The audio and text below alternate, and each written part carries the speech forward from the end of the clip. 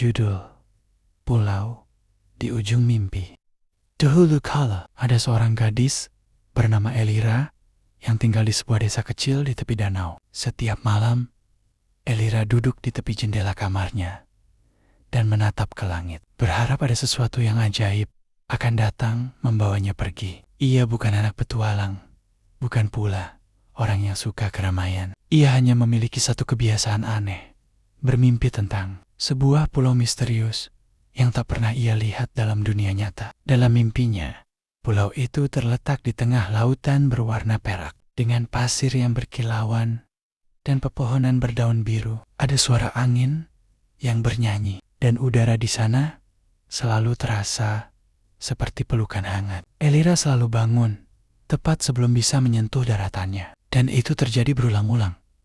Setiap malam, suatu malam, badai besar melanda desa, petir menyambar, hujan turun deras, dan angin membuat jendela kamar Elira berderit keras. Tak bisa tidur, Elira memutuskan untuk berjalan keluar menuju danau. Ia merasa seperti ada sesuatu yang memanggilnya. Dengan payung di tangan dan langkah perlahan, ia berdiri di tepi air yang memantulkan kilatan petir. Tiba-tiba, kabut tebal muncul dari tengah danau. Dari dalam kabut, muncullah sebuah perahu kecil tanpa pendayung, bergerak perlahan ke arahnya. Elira seakan berada dalam mimpi, menaiki perahu itu.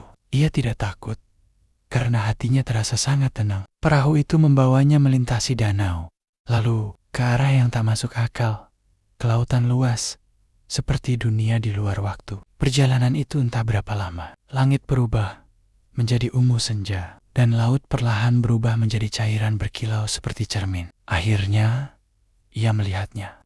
Pulau itu, pulau dari mimpinya. Ketika Elira menginjakkan kaki di pasir hangat pulau itu, ia tidak ragu lagi. Ini bukan mimpi, ini nyata.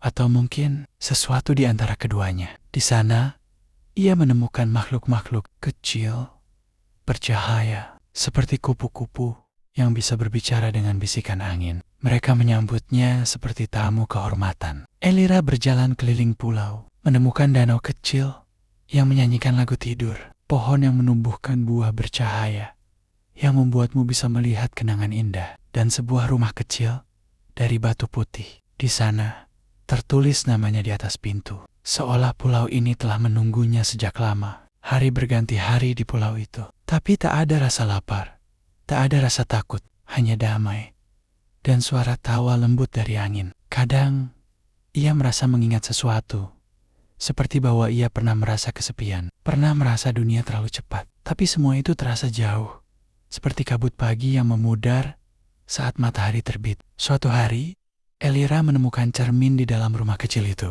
Saat ia menatapnya, ia melihat dirinya tertidur dengan tenang di kamar desa lamanya. Di bawah cahaya remang-remang, Ayah tersenyum. Mungkin ia tidak benar-benar meninggalkan dunia. Mungkin ia hanya sedang beristirahat. Pulau itu tetap ada di ujung mimpi, menunggu siapapun yang lelah dari dunia nyata dan ingin tempat untuk bernapas. Dan Elira, ia masih di sana. Kadang berdiri di tepi pantai, kadang duduk membaca buku di bawah pohon berdaun biru. Ia tak lagi bertanya bagaimana ia bisa sampai ke sana. Ia hanya tahu satu hal, bahwa ia akhirnya merasa pulang. Selamat tidur. Semoga malam ini kamu juga menemukan jalan menuju pulau di ujung mimpimu.